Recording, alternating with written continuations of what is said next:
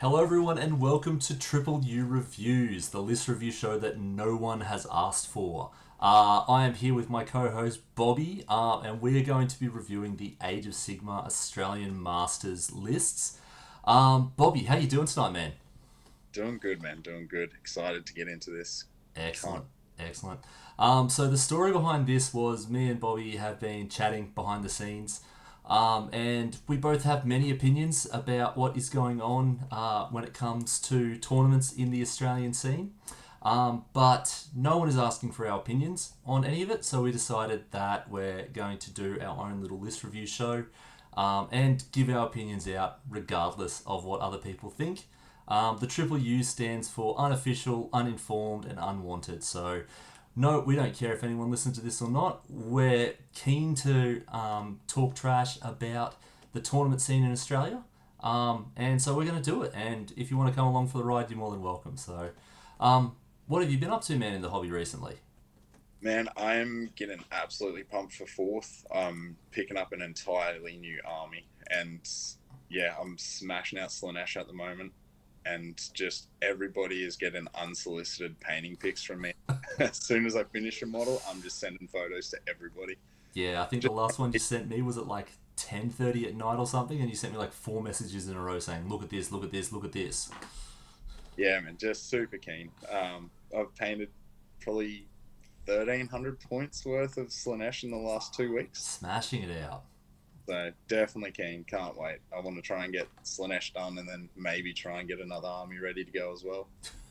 Yeah, definitely. You're definitely pumped for fourth, just smashing it out. So I'm hoping to get all my Sylvaneth painted in time for fourth, just because I am so close to having everything in that army fully painted, which is an unbelievable feeling.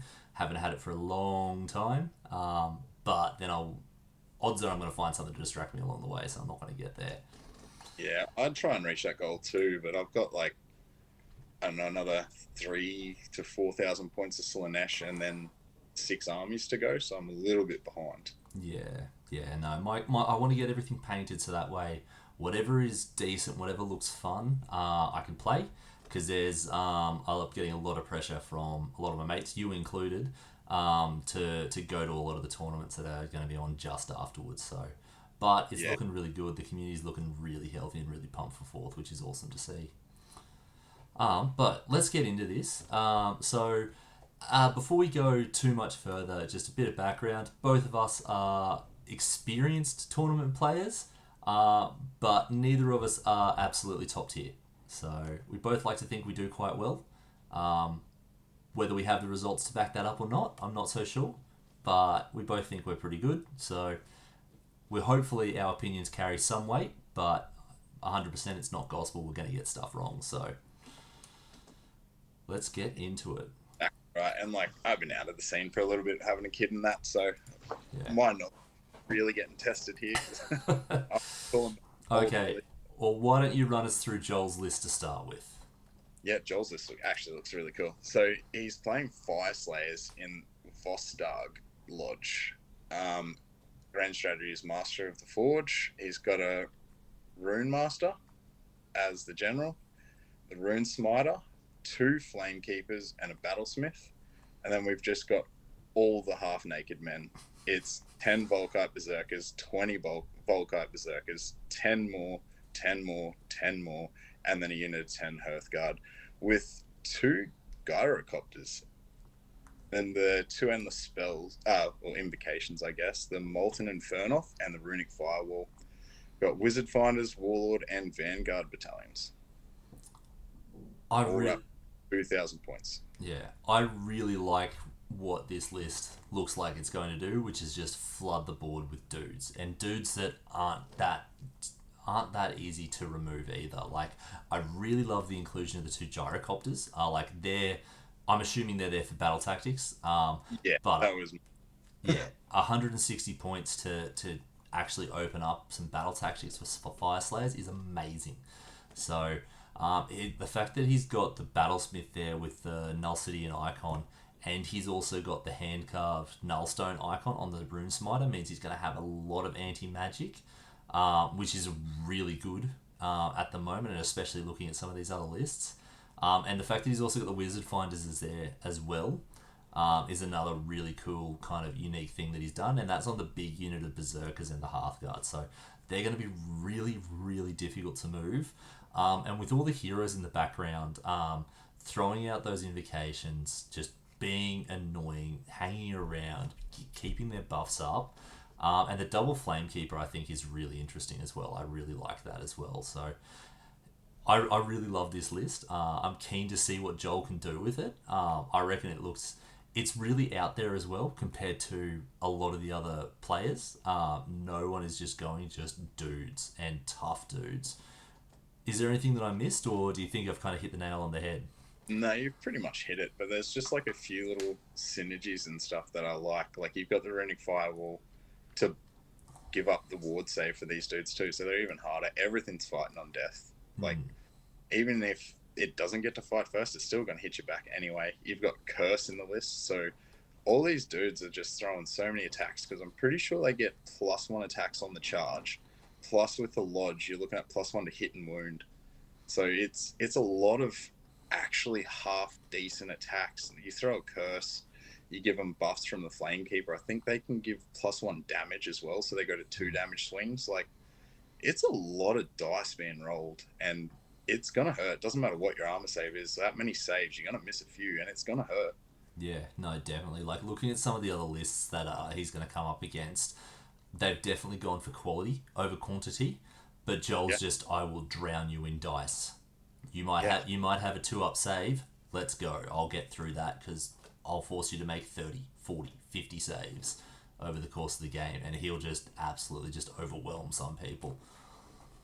yeah, 100%. But yeah, I do like the Gyrocopter added as well. Like easy, surround and destroy.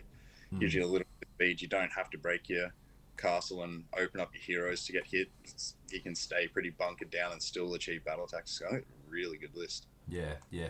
Even just having them there as the cheap throwaway units to tag objectives turn one. Yeah, exactly. Like You you, don't have to push an entire unit forward. You can just sit back if you want to and just see what happens if you're forced. Because he's all the drops. So there's a fair chance he's going first. So he can just go forward, tag objectives until we can send him out wide and do surround destroy. So I think they're a really cool ad. I haven't seen any other Fire Slayers taking them. I think it's a really good idea. yeah, really cool, really cool. Getting into the next player, we have Liam, who's playing Slanesh. He's running in Pretenders. He's got Glutos, he's got a Keeper of Secrets, and then he's got Shalaxi. His battle line is 3 units of Blissbarb Archers and then a unit of Blissbarb Seekers. He's gone the opposite to Joel. He's got this wrapped up in a battle reg for 3 drops. Bobby, you're the Slanesh expert. What is this list doing? Yeah. I have not seen this list before. It's very interesting. You've got your 3 big pieces, and then you've just got some archers to back it up. The keepers got the 5-up ward. Shalaxi has a 5-up ward. Glutos has his built-in 5-up ward. So all those big pieces are pretty hard to shift, and especially with the Crown of Dark Secrets on the keeper, because it's reducing attacks. And then the Strength of Godhood, every time she issues a command, which she can do the same command 3 times, so you can give out 3 all-out defenses to these big pieces. She gets +1 rend, +1 damage. That's huge, especially for like really tanky stuff, because she has the mortal wounds on 6s to wound.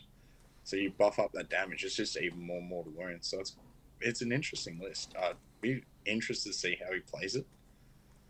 Yeah, yeah. No, I think those 3 big pieces are definitely kind of almost the opposite of what we've seen a lot of Slanesh lists played, how they've been played recently with just the bulk archers. Yeah, Just being able to push, and any one of those 3 is going to be able to lift some pretty damn tanky units. So the fact that he's gone Selfish Desire for the Grand Strat as well to not summon, that's another interesting thing. Like I know a lot of Slanesh does it, but a lot of Slanesh has a lot more bodies. So he's really going to be relying on those big pieces to do work. And I'm keen to see what he can do. Like a Keeper of Secrets with all of those buffs absolutely slaps. Like Strength of yeah, Godhood combined with Flaming Weapon, like it's going to hit like a truck. yeah, definitely can do. Yeah. But I think it's different to most lists, but does still keep a lot of the things that I personally think you need with Slaanesh, and that's depravity generation. You need to Mm. get your buffs up. Yeah. It's as important in this list, but he'll want to get to that 12 as quick as possible to get the -1 to be hit, Yeah. and that'll increase his survivability a lot. But he's got the archers there, so he can throw out all the shooting and get the depravity that way. Like the Keeper, Shalaxi, Glutos, these are all great ways to get your depravity in combat. Mm. So I don't know, I think it's going to be an interesting list. I would love to see how it plays because it's just so different to everything else we're seeing with Slaanesh. Yeah, yeah. And he's even got a bit of a triumph bid there as well with the 1960. Looking for that inspired to get that +1 to wound. So he might be that might be being saved for like the really crucial turn, or he might just be popping that early and just really trying to smash out, get max depravity early, and then just kind of sit on it for the game with his buffs up. Yeah, it's pretty flexible, that inspired. Like you can use it if you need to kill something or if you just want to get your depravity up really early, just pop it on like Glutos or something, just send him in. Yeah. Because Glutos, and he can definitely hit hard as well, so he's no Mm. slouch. And he just adds a lot too. Like all those accumulating buffs over the game, he can definitely do work. Yeah. No, definitely. All right, let's move on to Tom's list. He's playing Magkinum Nurgle Drowned Men. He's got Inspired Triumph as well, and Blessed Desecration as his grand strat. He's got Gutrot Spume, Lord of Afflictions as general, Be'lakor, 4 units of 2 Pascal Blight Lords, and a big unit of 20 Rotmire Creed, all wrapped up in a 1-drop. What do you think about this list? I really Yeah, like it does one thing and it does it damn well. Like those flies are gonna come straight at you and they're just gonna lock you down and force you to kind of fight. He's gonna set the line of engagement on your deployment line if he wants to, yeah, or he'll give you first turn because he's got the 1-drop. He'll give you first turn. You'll spread out a bit and then he'll hit you anyway and lock you down. Like you need to be so fast against this list. But if you're too fast, you'll leave a hole, and those Rotmire Krieg are going to pop up and absolutely devastate something. So, and like all of the Blight Lords are so tanky, but your Hammer unit is going to be Bellacord on the turn that it matters. Like it is such a kind of a complete list. It's got so much control. Um, yeah, I really like it. The overpowering stench and Splithorn Helm, like that Lord of Afflictions isn't going anywhere. He's going to turn off your commands. He's just going to be in your face, annoying, just causing you absolute chaos. Yeah, I really like this list. I've played against a similar list and it absolutely rolled me. Absolutely rolled me. you'd nearly have PSD from playing my list. Yeah. Yeah, I agree with you. I think it's more of a go fast list, to be honest, because he's got Blessed Desecration as Grand Strat, and I'm fairly certain that is the pick a terrain piece in your enemy's territory and control Yes. by the end of the game. So I'm pretty sure this is a go fast list. Yeah. Like I Yeah. think he just wants to go forward, and then like you said, the Rotmire are popping up, and they're just going to spread disease across the entire army, and it's just going to rot you down. It's so hard to kill all those flies. They do the mortal wounds Mm. on charge. It does a lot of damage, and like they don't have the greatest quality attacks. They're only Ren 1, but there's just so many of them. Yeah. And you're not removing any of them. Like you're not going to be able to quickly burst one down. Like you might be able to get one down, but there's still going to be 4 or 5 that are going to be in range and going to be fighting you. And he's just going to set that line of engagement and just grind you down from there. So I Yeah, like as much as Be'lakor is almost an auto include in a lot of chaos lists. I really love it in this list. Because most lists like that I'd see nowadays would have something that can kill Blight Lords decently quickly. That's going yeah, to be Velocord straight away. There's no ifs, there's no buts. He's not that. Whatever unit that is not fighting.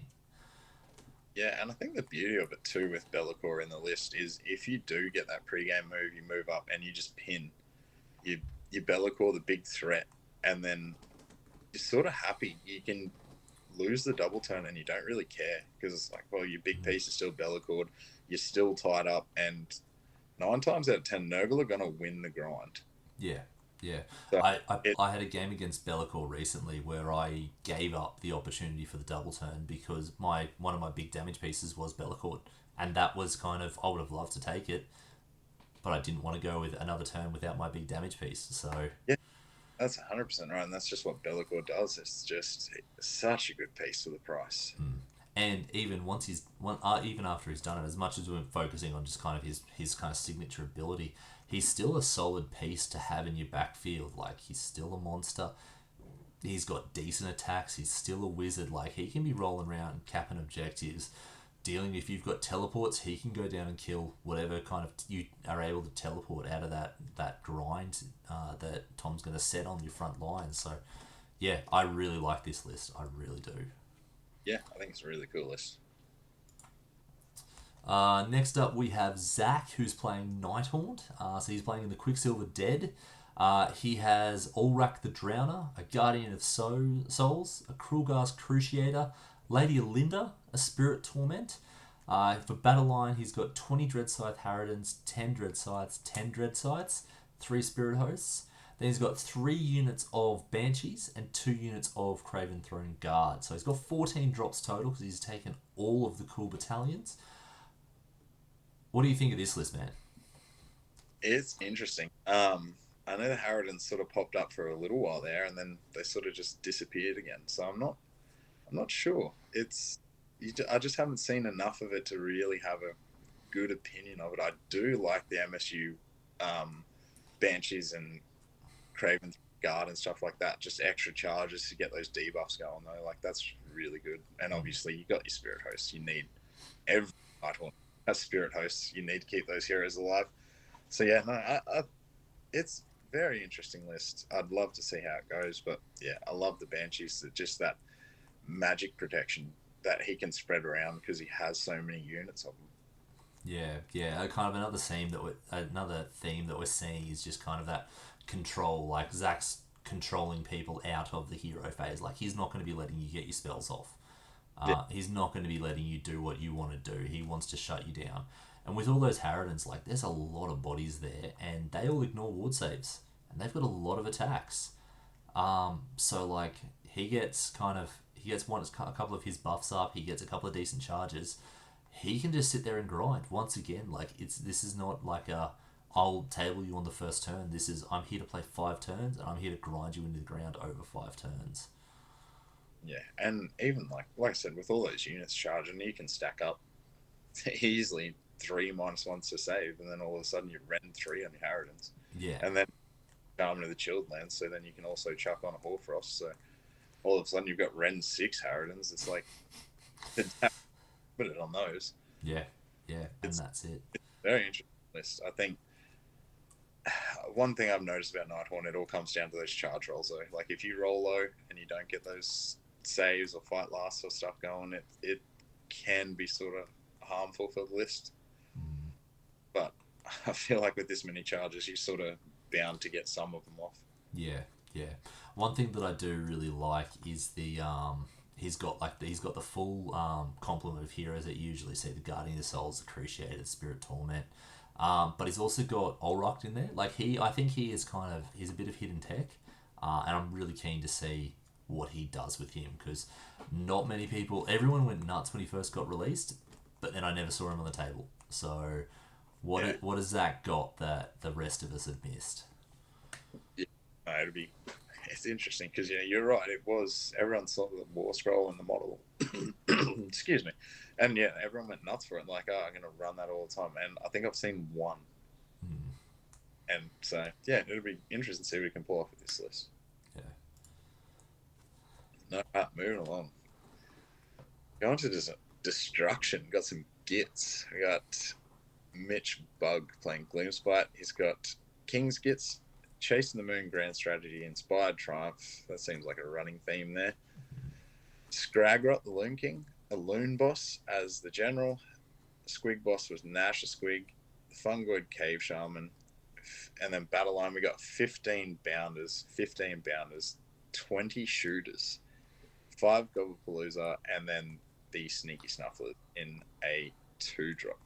I don't think you can quite fit everything into the one drop. No, no, it looks One like hero. yeah, yeah. I think this list, those bounders are ridiculous. Like they hit so hard, they move so fast, and he's in King's Gate, so he even gets the reroll to bring them back when you finally do get through them. He's going to hit you with a unit of bounders every turn, even if you wipe them every single turn. He's going to hit you with another. So, like with all the buffs that he can pile on them, it's just frankly ridiculous. Like the Gobblepalooza giving the buffs. He's got Merciless Blizzard on the Fungoid Cave Shaman as well. And he's got Scraggerot there, who knows the whole lore. Like, he's got access to teleports, he's got access to damage, the sneaky Snufflers, if they proc that 6, they get the extra attack. Like, this is all about the bounders, but those bounders are gonna get work done. So, yeah, I really do like it. I can't remember what the Clammy Hand does as the command trait. Nah, not off the top of my head. Yeah, which the fact that he's got a loon boss is really interesting. That he doesn't have the squig boss as the general, or he hasn't kind of swapped the loon boss out to try and get some extra buffs in or something else. Or the loon boss might be bringing a buff. I don't know. I haven't played against a loon boss before, but like even the squig boss there, he gives another buff to those bounders. Like there's just going to be so many bounders coming at you consistently throughout the game. It's just going to be absolutely crazy. You're not going to know what you do with yourself. Yeah, 100%. The interesting thing for me is the shooters. I don't think I've seen shooters in a list since the book dropped. I think they are the cheapest battle line. Yeah, I was wondering if that was the case because this is the first time I've ever seen shooters since the book dropped. Yeah, I think shooters and stabbers are the same. Um, Stabbers are that bit better at holding objectives and just kind of being annoying, but shooters, you've got all your shots. So clear a screen, maybe something light. Send those bounders in. Yeah, potentially. Yeah, or like between Scragrot and then the shooters, you got some decent screen clearing with his spell. So Yep. yeah, that might be the play there. But yeah, I like once again one thing that I'm really seeing with all these lists, and like we're not even halfway in yet, is all of them are not necessarily aggressive lists. But all of them want to set the tempo of the game. Yeah, Like definitely. none of them are reactive lists. They're all this is my game plan. I'm going to do it. You're welcome to try and stop me. Which is going to be really interesting on the tabletop to see how they match up. Yeah. Yeah. No, I can't wait to see some of these lists. Some of them have been very interesting. So, and there's still more to come. There's a couple lists at the bottom that I'm pretty keen to look. Excellent. Next up, we have Jake, who's running Feck. So he's playing that in Hollowmorn. He's got an Arch Regent, another Arch Regent. He's got Gormain, and then a Marrow Scrolled Herald. 6 Crypt Horrors, 20 Ghouls, 6 Morbeg Knights, 20 Beast Flayers, and then 2 units of 10 Beast Flayers. You have played Feck. Our first game we ever played, you had Feck, and you mortal wounded me off the table with Terrorgeist. Walk me through this list, man. What am I seeing here? This is a completely different effect to what I played. The new stuff. But basically, Hollowmourn's your knights getting extra damage on charge. So those horrors, those Morbeg knights, they're scary on the charge. They're doing a lot of damage. Horrors now are getting +1 rend when they're near I think it's 18 inches of an abhorrent, so it's not even small range. It's pretty easy to get them inside that range. So then they're just throwing a bucket of dice at rend 1, damage 3. Like, it's a lot of damage. Yeah, Yeah, it's just a lot of attacks, and they're half decent attacks. And then like the beast slayers, good into monsters, which a lot of lists are taking fairly decent monsters, so it's a good call to have a lot of those, and they're solid. yeah. 110 points for 10 is a really good kind of points for them to be sitting at. So Yeah, 100%. But yeah, no, there's the Grand Justice is interesting. I don't think I've seen that before in a list, and the model is very interesting as It's very much a love it or hate it model. I absolutely hate it. What are your thoughts on it? Yeah, it's not my favorite model. It's a little too comical for me. Yeah. Um, I get where they were sort of going with it, I guess, for the most noble boys, but yeah, it was a little bit of a miss for me. Yeah, I like as much as I dislike it. I know some people who are absolutely frothing about it. They absolutely love it. So yeah, it's just one of those divisive models. Yeah, and he's not bad. Yeah, like he has some good abilities. The problem with him is it's on a 3 up. So like you can, I think you can your army +1 to wound against a target, and he just has to be able to see it. There's no range on it. He can just see it and roll the dice, but it's on a 3 up. So it's good, but it's just up to the will of the dice. Like you might take him and you just never get the buffs off. Works a So hundred. It works 100% of the time. 60% of the time. exactly, it's it's one of those things, and it you'll need it to go off, and it won't. It's and I sort of hate taking pieces like that are a bit dicey. You sort of try and make your game plan around something that's going to happen, and then you roll, and it just doesn't happen. Yeah, yeah, yeah. But But once again, it's another list that it wants to control the tempo of the game. Like he wants to kind of set the lines of engagement. He doesn't. He's not going to be reacting with this list. It's I'm throwing horrors. I'm throwing knights. I'm throwing ghouls at you. And I'll drown you with their dice. So yeah, and like the Marrow Scroll Herald there, he's got the artifact to make him a priest. So he's taking Charnel Conviction. I'm fairly certain that's the 5 up ward. Um, I'd have to double check it, but I'm nearly confident that's the 5 up ward. So all of a sudden, 5 up ward on any of these sort of units makes the double arch regent a lot more recursion because I'm pretty sure it's 18-inch range. You can just add a knight back to the unit. yeah, yeah. No, So that's huge. with this list is pretty good. Yeah. I do like the flaming weapon on one arch regent. Like makes me think he wants to throw one of them up just to keep those buffs going, to keep the recursion going no matter what's going on, and just giving him a bit of extra damage because I think he's base damage 2. So all of a sudden he's like throwing at 5 attacks at 3 damage. So he's not bad. Yeah, and the other one with the Shaman of the Chilled Lands, like deranged transformation as well. Like he's a good little buff piece as well. But if you overextend, you're just gonna cop a blizzard to the face. Yeah, yeah, 100%. Yeah. No, it's a very cool list. I like the little units of Royal Beast Players too. It gives him options to go wide, do surround, destroy, a couple battle tactics there, good screens. Like it's just a pretty good list. You've just got that middle piece of the horrors and the Morbeg Knights, and they're going to come in and hit you so hard. And like, I don't know if you played the Morbeg Knights, but they get the on the charge. It's a 4 up for each model within an inch, and it's D3 damage for each one. And then they get the extra damage on the charge. Then they can retreat and charge. Like, And they turn off Unleash Hell as well. Like yeah, they're a really powerful piece. and there's some lists that we're going to see where that's probably going to be insane. To just run in and turn that off. Yeah. Little foreshadowing for you. Yeah. So why don't you run us through Bob's list? Bob, all right, first Soul Blight list. This is good. So Legion of Blood, Lust for Domination, grand strategy with a bloodthirsty trump. Neferata, a Vampire Lord on Zombie Dragon with the usual setup.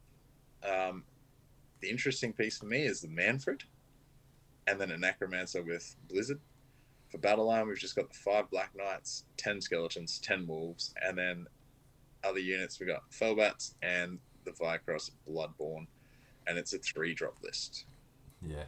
I really like this list. Like between Neferata and the ethereal zombie dragon, like that is a lot of resilience right up front in a couple of big monsters, and Manfred's just going to be bouncing around doing whatever he needs to do. Like he has such good mobility and such kind of flexibility in this list. But like even with the Necromancer there, like the Necromancer will likely be rolling with the skeletons.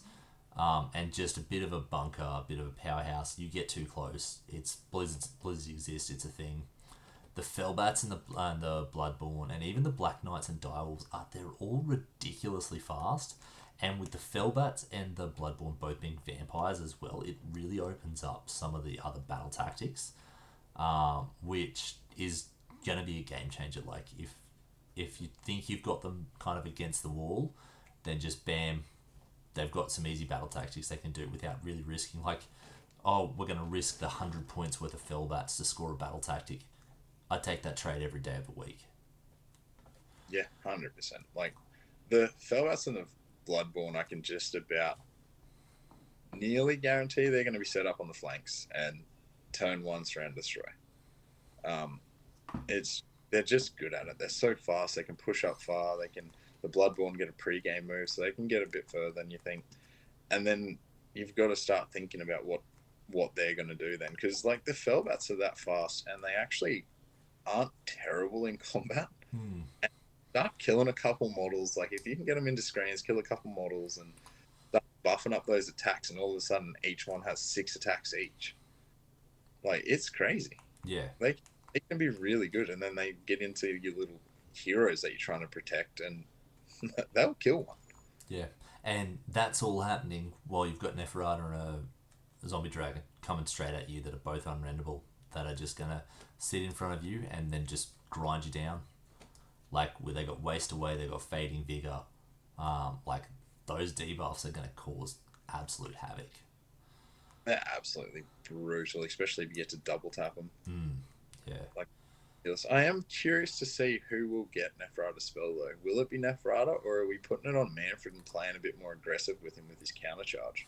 It it really could be either. I think it all comes down to what Bob needs to do at the time. Like if he needs someone up there next to the zombie dragon, but it could be either of them, depending on what he's up against. Like if you've got that threat of the counter charge sitting behind, like you're not going to be going into that zombie dragon with anything less than absolutely everything, because Manfred just comes out of nowhere and then suddenly you're fighting 2 massive monsters and fighty monsters as well. Like, Manfred's also fighting first when he charges too, so that's thing to consider. Like when he charges in, then he fights, and then what you thought was going to punch the zombie dragon is not punching the zombie dragon anymore. yeah, yeah. So, That zombie dragon, it's a game of 3-ups. He rolls a lot of 3-ups, and you're not killing it. Doesn't matter what you put. I learned that the hard way. yeah. Oh, yeah, definitely. But yeah, no, I really like this list. I'm really keen to see how it performs on the table. Yeah, I love it because it's different. You don't see double Mortark very much anymore, so I think it's really cool. For me, I love the Mortarks. They're the coolest models in the range to me, so I'm all for it. Go for it. Yeah, very nice. Next up, we have Kieran, who's playing Skaven. He's got a Grey Skier on Screaming Bell, and he's got 2 Grey Seers on foot, a Plague Priest on Plague Furnace, Plague Priest on foot, and then Skabic Plague Seeker. 20 Clan Rats, 15 Plague Sensor Bearers, 15 Plague Sensor Bearers, 2 single Warp Grinders. He's got Skabic's Plane Pack, and then he's got a Warp Lightning Vortex. I'm pretty sure I know where it is, but where's the damage coming out of this list, man? Pretty sure it's the Clan Rats there. Yeah, yeah, they are the big thing to be afraid of. You do not want to get into combat with them. Yeah, no, obviously it's those 30 Plague Sensor Bearers. That is insane. I've seen a lot of Plague Sensor Bearers, but I've never seen 2 units of 15. Yeah. That is a lot. They are going to hit like absolute monster trucks. They're going to leave nothing standing, especially if some of those Grey Seers or Plague Priests can get off their spells or prayers. Like, they are going to be buffed to the nth degree and just absolutely wreck whatever they hit. Yeah, 100%. It's a really cool list, actually. Like, if you don't know much about Skaven, it looks a little bit weird, but you've got the 3 Grey Seers there, which unlocks the Claw Steps Ahead. So what that does is you can take your first charge roll and use that for the rest of your army for that turn. You can pile in when something piles in. It's actually a really good ability, because what you're going to see, I think, is most people that play Skaven will know this trick, is you pop out your Plague Sensor Bearers with the Warp Grinder, and you roll the Warp Grinder roll first. If you don't make your 9-inch charge, you re-roll it. Then if you hit your 9, you say, right, I'm taking that charge for the rest of my army. Then all of a sudden you've guaranteed both units of Sensor Bearers, both Warp Grinders are all in. But if you fail the re-roll, you then get a third chance of the charge by rolling the Sensor Bearer's charge itself. So it's actually a really cool tech piece to take the Warp Grinders with them, with those 3 Master Clan heroes, because you get 3 chances at 9-inch charge. Yeah. It's really cool. And again, this is a very controlling list. Like Skabik's Plague Pack, he has the prayer where he can just pick an objective and you just can't contest it while he's got his Plague Pack on it. And then you've got the Warp Lightning Vortex. So if it's a 3 objective mission, you prayer on one of them, set up your clan rats, put your Skabik's Pack behind it. If they charge you, they're only killing clan rats. They can't contest the objective anyway. Then on the next objective over, you chuck down the Warp Lightning Vortex, and it's like, do you really want to go on that? Because it does a lot of mortal wounds if you just sit in it. Yeah, like it's such good control, especially like he's got the 2 big, he's got the Screaming Bell and the Plague Furnace. Neither of them go down that quickly. Like both of them are fairly tanky, especially in a Skaven list. Like he could even, once he's kind of got kind of what he needs out of them, use them to screen the Sensor Bearers. Like use them as distraction pieces, put them on other objectives, make you kind of start questioning where you actually need to send your heavy hitters, because you're going to want to put something big into those Sensor Bearers to drop them before they drop you. But if they've got Death Frenzy on them, that's a trap. If they've got Hoarfrost on them, that's a trap. Like, yeah, there's so many options in this list, and that's what I think I like about it. No matter what the situation is, he's going to have an answer for whatever you try to do to him. Yeah, and I think a lot of people sleep on that Plague Furnace as well. Like it can do some damage. Like that big mace flail thing of it can do like 7 mortal wounds just straight up.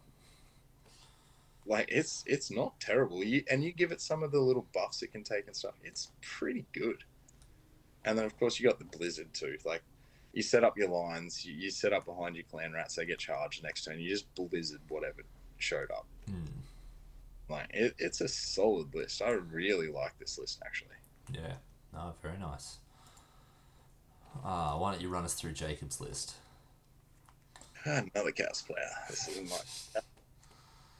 my. So we've got Disciples of Tzeentch, Guild of Summoners, Master of Destiny for the auto complete grand strat.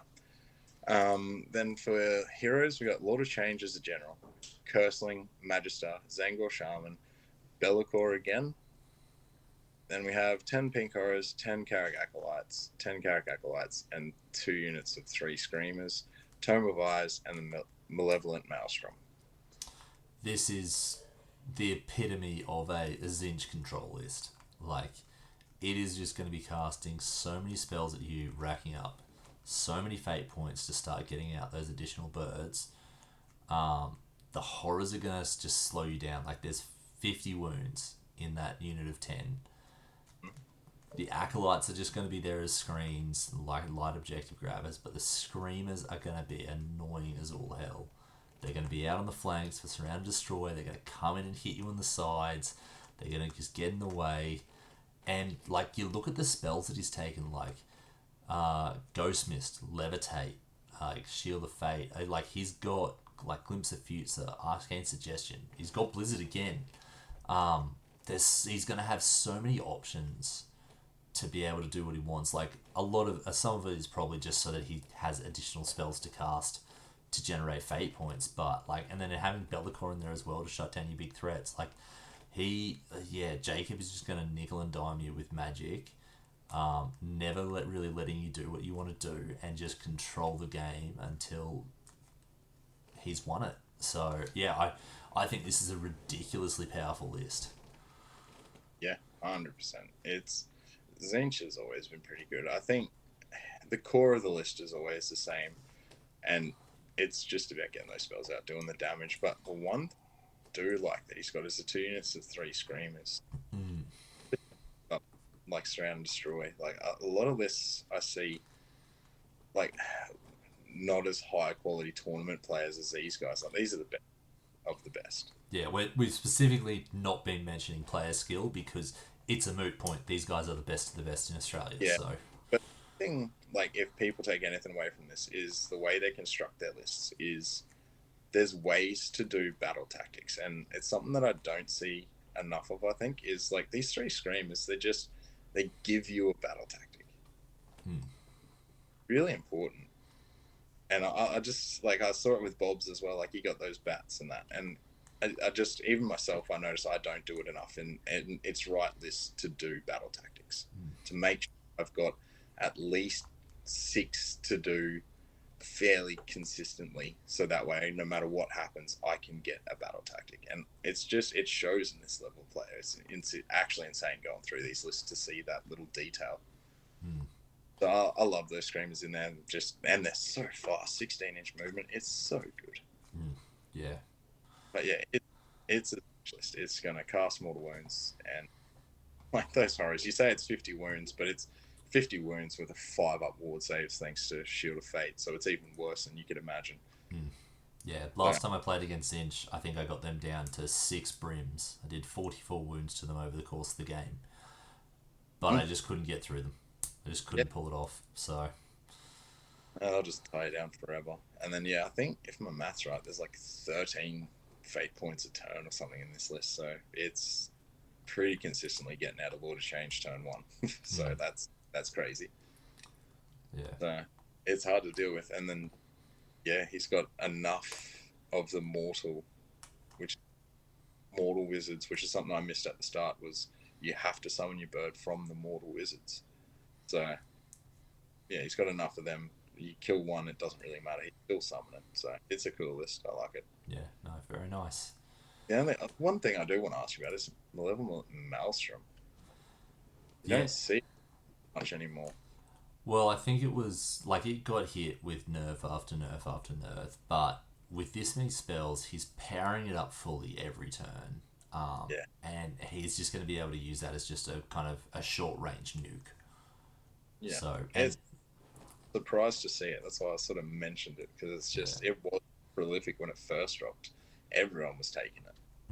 well, the other thing as well is like he's going to cast it, load it up, send it forward, and it's going to blow up. But it's like one of the downsides. It's a lot shorter range now than what it used to be. So he's going to hit his own guys. His own guys are going to have Shield of Fate. So even the mortals that get onto it, and they're going to be on. It's going to be taking it on the pinks. Like it's not going to do that much damage. He's not going to care about it. He's going to happily trade D3 pinks or D3 blues to do this massive nuke every single turn. Like, yeah. He's just loading up the damage, and he's lent into what Zinch do well hard, which is great. Like you want to lead into what your army does well, but it's going to be really interesting when he comes up against some of those anti-magic lists, like that Fire Slayers list might really be a problem, unless he can scalpel out those Nullstone icons and the Nullstone icon and the Nullstone, the Null Sidian banner, whatever it's called. So yeah. And again, Be'lakor does better things. So good. Oh yeah, we could talk about Bellor for hours about everything he's done to us and done for us. So yeah. Oh man. Next up we have Michael, who's playing Suns. He's playing in King Broad Stomp. He's got a Gatebreaker, he's got King Broad, and he's got a War Stomper. And that's his list. He's playing Gargants, has 4 models. What are your thoughts on King Broad Stomp, mate? I actually like it. I like the picking up terrain and throwing it at people. And it's actually a really good shooting attack. Like it's scary. It does a lot of damage. Yeah, King Broad's really good. He gets those prayers off once per game. 5-up ward if he's near something. Like he's hard to kill. Yeah. And does decent damage. And like everyone loves Gargants. She can suplex monsters. It's awesome. The one thing that I do like with Clarkey bringing Gargants to such a high tier event is all the lists we've seen so far. Yes, they've got a lot of damage, but they're all more built around control and being able to like control objectives and score battle tactics. Clarkey's just thrown a fox into the henhouse with, this is my DPS check army, can you deal with it? You might be able to Yeah, score tactics every turn, but if you can't kill a Gargant every turn, you're in for a world of hurt. yeah. No, well, it is very interesting. Like, there is a couple lists we've seen I think can do it, but there's also a couple I think might struggle. Especially like if you're gonna try and kill King Broad with that 5-up ward, like you need to push through a lot more damage than you think to actually bring him down. Yeah. Oh, yeah. Yeah, it's definitely gonna be a stat check for a lot of armies. Yeah. No, I really like it. And the fact that he's got Slaughter of Sorcery as well as his grand strat, he's just going to be literally throwing buildings at your wizards, Yeah, which is a hilarious thing to be able to say. But yeah, I really like it. I'm kind of working on a Gargant's list at the moment, but it's a very long way away. But seeing something like this being taken to the highest levels of tournament play, really kind of is like, okay, cool, these guys can compete. yeah, yeah. No, it's there's not much to say about it. It is what it is. It's Gargants. It walks forward. It smashes, and then you got to see if you can kill him. That's how it plays. But yeah, it'll be cool to see how he does. I think he's actually in for a fair chance with some of the lists we've seen. So it'll be matchup dependent, but I think he can actually do pretty well. Yeah. Here we go, the big one. James with the Overlords. Bear with me. These got some weird names, and there's a lot of them. So we are playing Barak Nar. Grand strategy is rule the skies, inspired triumph, and then the Caradron code for the article. Honor is everything. Pretty sure that's the 4-up rally on the Arcanaut. I believe so. Yes. Yep. Amendment is take what you're owed. I think that one's the count as 2 models on objectives or something. Yes. Yep. The footnote is without our ships we are naught, and I honestly can't remember what that one does. I think that's an extra bit of movement for their ships. I think Good. they've got so many rules. I always mix up which ones are which. Yeah, that's my problem with them. They all sound the same, just for me. So we got Aether Chemist, the Navigator, the Admiral, and that's just these 3 little heroes. Then we're just filling out with all the Arcanaut company. We got a unit of 20, a unit of 10, 15 Thunderers, and we've got a gun hauler, 3 engine riggers, and then the big ironclad. In I think it's a 1-drop. Yes, yeah, it is 1-drop. Yeah. Yeah, this is like the 15 Thunderers is shots. So many shots. Like he's going to be able to throw out so much damage out from that unit, and they're going to be in the ironclad. They're going to have the Admiral there. They're going to be loading. He's going to be loading up all his buffs on them. Like they are going to absolutely kill the world. The fact that he's got the 2 Arcanaut companies, especially the big one, is really cool. Especially with the extra rally and the counting for extra ones on objectives. Like that's going to be 20 models that are hard to move. And then he's got the kind of the standardish build for the Admiral with the Stormcaller, so you can re-roll the Navigator's ability. And then he's also got the Celestian Burst Grenade, so that turns off wards for 1 turn. And if you're relying on wards to keep you alive in front of that unit of Thunderers, like gone, they're just going to like completely hose you down with bullets, and not much is going to be able to stand and live through that. So he's got a gun hauler, he's got some engine riggers, like that gives him some really good mobility and movement, and he's even got the collapsible compartments on the gun hauler. So I think it's got enough space in there for there to be a 10-man. That 10-man Arcanaut unit might be able to go in there, or he might be putting the engine riggers in there. It might only be 6 actually. So, but he can put a unit in there, gives him another option for his battle tactics, gives him another bit of movement, another bit of flexibility. Like, as much as people say like KO is just 40k in AOS, they have so much flexibility when it comes to where they can get to and what they're going to be targeting. Like, this is going to be a really, really powerful list. Yeah, this is one of the armies that I struggle to play against, mainly because I don't get to play it often enough. But you think you know where they're going, and then all of a sudden they're on the other side of the board, and it's like, okay, cool. So it's hard to deal with some armies. Like if you don't have good movement, like if you're a slow army, they're just going to teleport around you, shoot you.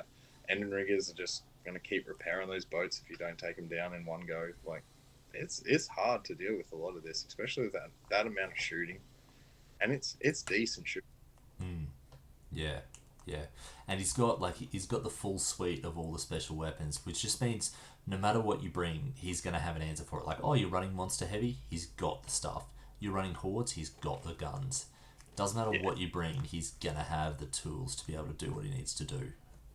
yeah, and he's got the gun hauler with the sky cannon. I'm pretty sure that's the mortal wound gun. If you roll a 5 up or something, it just does flat mortal wounds. No, So like, I believe that's the drill launcher.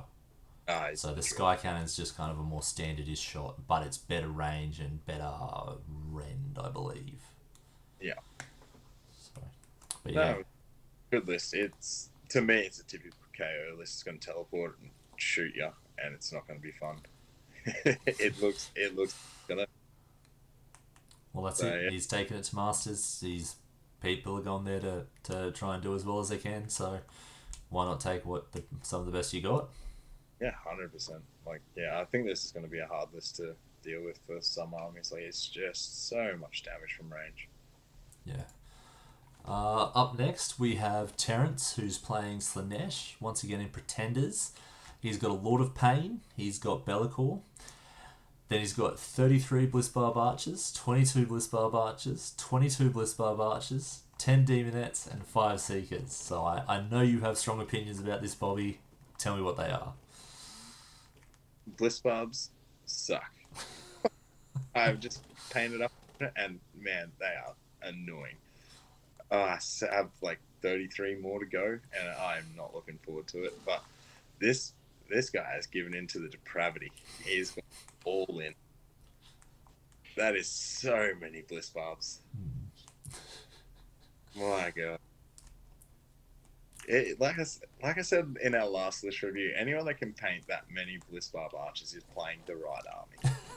It is the army for them, 100%. Oh, But yeah. yeah, it's just a lot of shooting. Lord of Pain there, reducing attacks again. Bellicor, uh, this is one thing that I think is almost needed for this style list. You need that shutdown of that big threat. Mm, Um, and then the 10 Demonettes is so good. It's I believe it's there purely for the battle tactic for Legends Maelstrom. yep. And I like it. I think that's cool because they can run and charge this. They're faster than you think. They'll get places, and I assume they're just going to charge him with Bellicor. Because Bellicor should be able to live. So it opens up a battle tactic there. Great idea. Um, yeah, it's just a lot of shots. Yeah.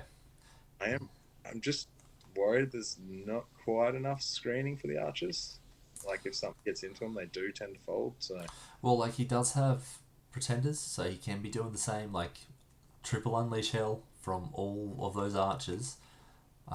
Like it'll take you half an hour to resolve all the shots, but um, it's a lot of shots. It's a lot of shooting. Like once again, he's gone for quantity over quality. So you yeah, know, about lists that can't deal with gargants, but one might be one of the ones that can. that's it. Sure. You roll enough dice, you force enough saves, you're gonna be putting those shots through. So Yeah, and like with the Blitzbarb Seekers, you just split fire them into a couple units, and then they're -1 to save, and then you just start shooting, see where they all out defense, and then you can pivot if you need to, and just annihilate a different unit. So yeah, it's cool. It's a lot of shooting. yeah. But once again, it's a list that brings options. Like you said with the Demonettes, like they're there to unlock a battle tactic. Bliss Yeah, Bub Seekers can open up a couple of different units for those archers to be able to target, so you don't necessarily know where your all-out defense needs to go. yeah, 100%. Especially with those small units, you can be like, I'll target them with the 22. If I all-out defense here, those 33 are going to shoot something else and absolutely wreck it. Yeah, But and I think if you don't, you're gonna take 22 without all that defense. So yeah, and yeah, it's hard to know what to do with that many shots, especially like when they're all getting all out attack. It's twos and threes, rend 1/1 damage. Like it's not terrible shooting. It's really effective. yeah, So add in like the mortal wounds and stuff from depravity, like the depravity dice and that. Like it does a lot. So yeah, it all adds. So yeah, it's a very obvious list. It plays one way and it does what it does. yeah, yeah. So, but yeah, like the Bellacore in the list to just try and buy you that turn for the archers to do what they got to do. Next up we have James. Yeah, he's running and gets again, but this time we're in the Moors of Jork. Jaws, Plus one. Jaws of Mork.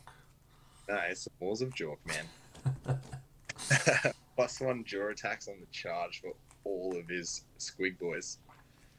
We got the Loon Boss on Mangle Squigs, Scragrot, Squig Boss with an Asher Squig, 10 bounders, 36 Squig Herd shooters again, and then 5 Fanatics, all in one drop.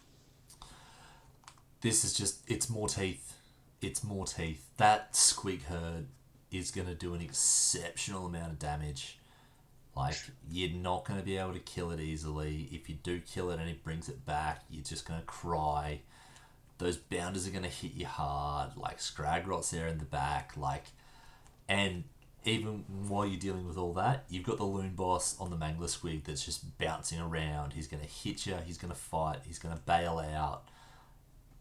It's a really, really aggressive list. I really like it. I love seeing these kind of really aggressive lists play on the table because they bring their own kind of form of control, which is if you don't deal with me fast enough, my damage is just going to literally, in the case of this list, eat you alive. 100%. Like, and once you get through the 36 squig, you get the joys of fighting another 18. So it's really fun. But no, it does so much damage. Like those squig herd are insane. And if you don't kill them all, they come back. Yeah, it's hard to deal with. And even if you do kill them, like if you don't kill enough, they run away and then they do mortal wounds anyway. Like they're always doing damage to you somehow. It's real. You got to put decent into them. Yeah, it's coming back to kind of what we've been saying the whole time. It's all about control, and like James isn't bringing spells to shut you down. He isn't bringing kind of crazy tech that just limits your options. He's just going to put a squig herd in front of you and go deal with this. That's his control. His control is just saying if you don't, this damage is just going to destroy you. Yeah, 100. Even the fanatics, like, they're terrible. They can throw a lot of attacks. Yeah. So, cool list. Mangle Squeeze. I always love those models, so I'm super pumped. It's so cool. But no, it's a cool list. But yeah, it's just that's good. It's insane. Yeah. Yeah. Up next we have Joel Graham, who's running Slaves to Darkness in the Knights of the Empty Throne. He's bringing Archaon.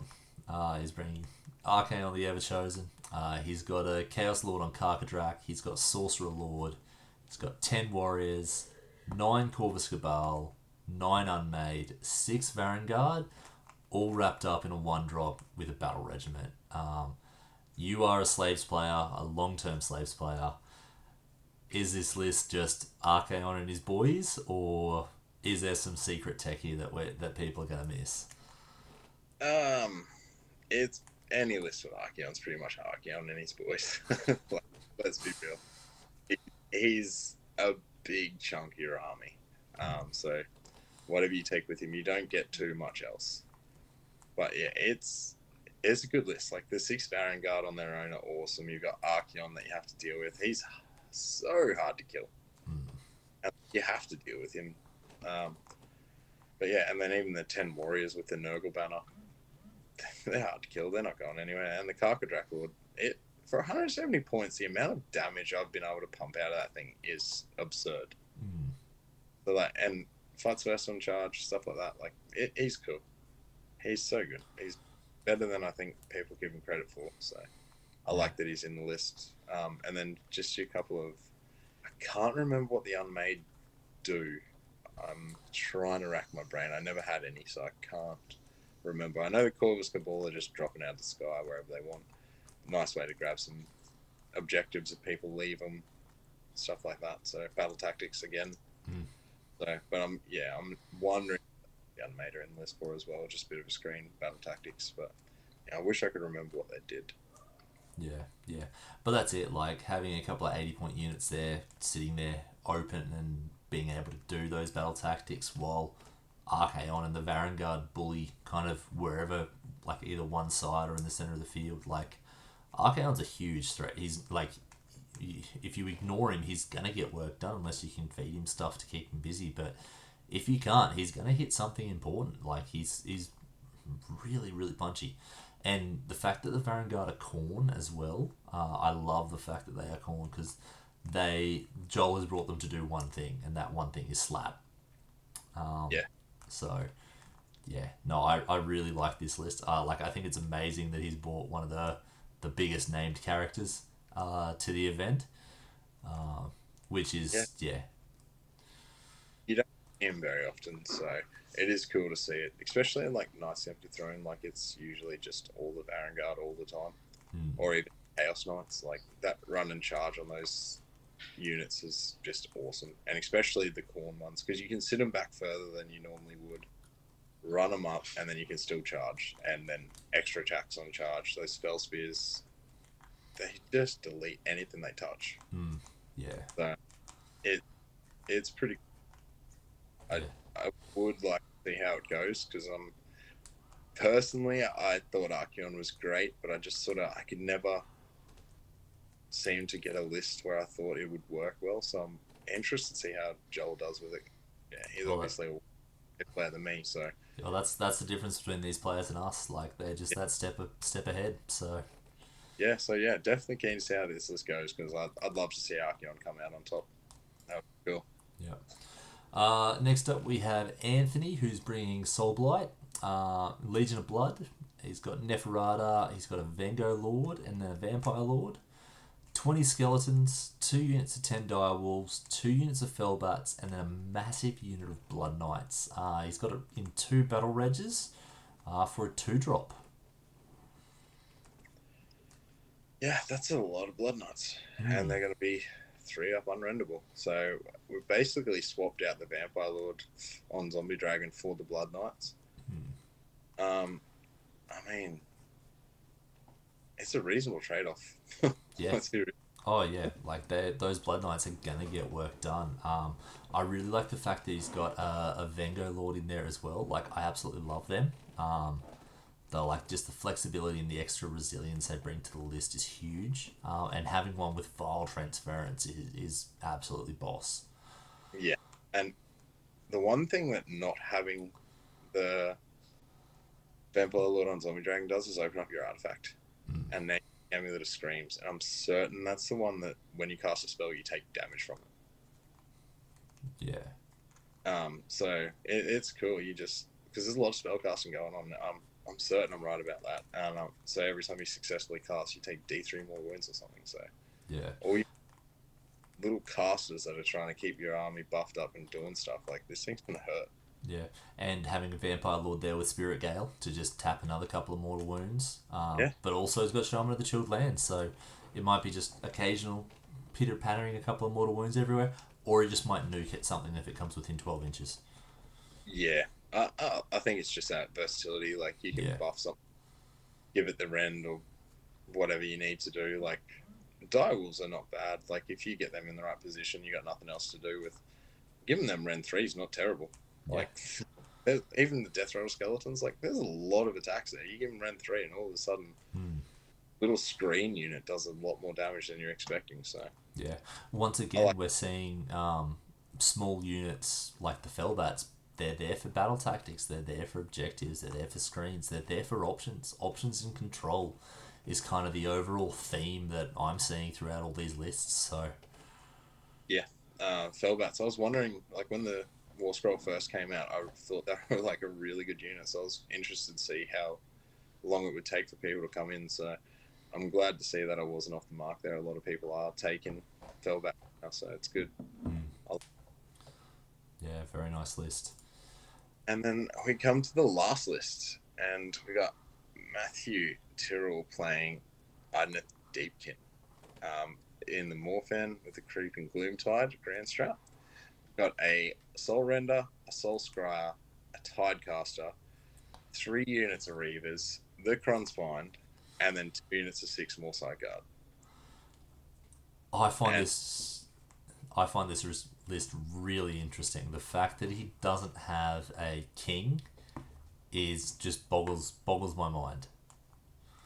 yeah, that was the first thing I thought of too. It's like, there's no king in an Undeath list. This is not right. Yeah.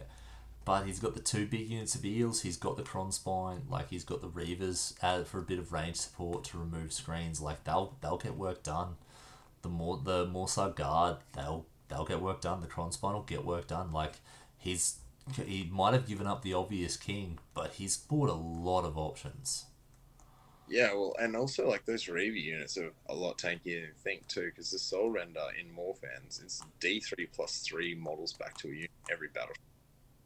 So you can try and chip them down, but they're coming back. So you have to kill the unit outright, or he's just filling them back up again. So, and then the Soul Scry, like I'm pretty sure you can deep strike with 2 units, and then they don't have the usual within 6 inches rule. So he has to deploy within 6 inches of board edge, but the units that he drops down can drop in within 9 of him. So that opens up a lot of flexibility to be able to drop Reavers where they need to be. Yeah, and he's got Curse in the list as well. Yeah.